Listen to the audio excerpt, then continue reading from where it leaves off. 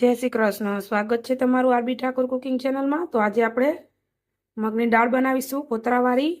જ્યારે આપણે ઘરમાં કાંઈ ના હોય અને ફટોફટ શાક કંઈ બનાવવું હોય તો તમે અડદની દાળ મગની દાળ બનાવી શકો છો. ખાવામાં ખૂબ જ ટેસ્ટી બને છે અને ઝટપટ બની પણ જાય છે. તો આને મેં 10 મિનિટ માટે પલાળી લીધી છે. ચલો હવે આપણે બનાવવાનું શરૂ કરીએ. આપણે અહીંયા એક કઢાઈ લઈ લીધી છે. એમાં મેં 3 મોટી ચમચી તેલ નાખી દીધું છે અને તેલ આપણું ગરમ થઈ ગયું છે. હવે આપણે એમાં 1 ચમચી રાઈ નાખીશું. રાઈ ફૂટે એટલે આપણે એમાં જીરું નાખીશું ને 1 નાની ચમચી હિંગ નાખીશું. રાઈ અને જીરું સરસ ફૂટી ગયું છે. હવે અહીંયા મેં લસણ અને લીલા મરચાં ખાંડીને રાખ્યા છે, એ નાખીશું. આ રીતે બધું સરસ હલાવી લેવાનું છે.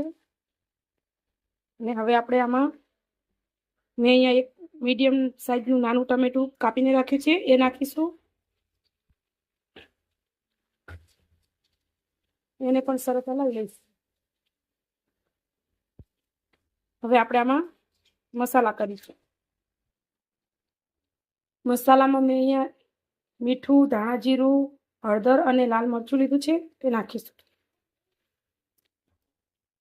સરસ બધું સાતળી લઈશું.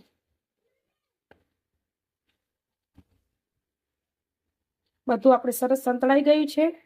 હવે આપણે એમાં જે આપણે દાળ પલાળીને રાખી હતી એ નાખીશું. મેં પાણી અંદરથી કાઢી લીધું છે બધું. આપણે થોડીક વાર માટે આ જ રીતે થવા દઈશું.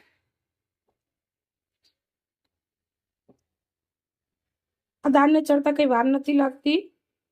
5 થી 10 મિનિટમાં સરસ ચડી જાય છે. આપણે 5 મિનિટ માટે આને સાતરી લીધી છે સરસ મસાલામાં, એટલે એનામાં મસાલા સરસ બધા ભળી જાય. હવે આપણે આમાં 3 ગ્લાસ પાણી નાખીશું.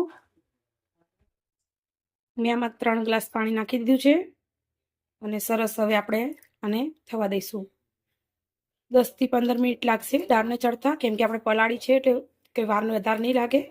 હવે આપણે ઢાંકીને એને 10 થી 15 મિનિટ માટે ચડવા દઈશું. આપણી દાળ સરસ એક રસ થઈ ગઈ છે, એકદમ સરસ ચડી ગઈ છે. તો ચાલો આપણે ગરમા ગરમ દાળ આપણી સર્વ કરીએ. ને ઉપરથી થોડાક આપણે લીલા ધાણા નાખીશું.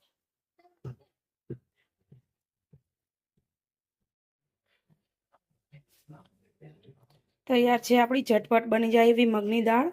જો તમને મારી આ રેસીપી ગમી હોય તો લાઈક, શેર અને સબસ્ક્રાઈબ કરવાનું ભૂલતા નહીં. જય શ્રી કૃષ્ણ.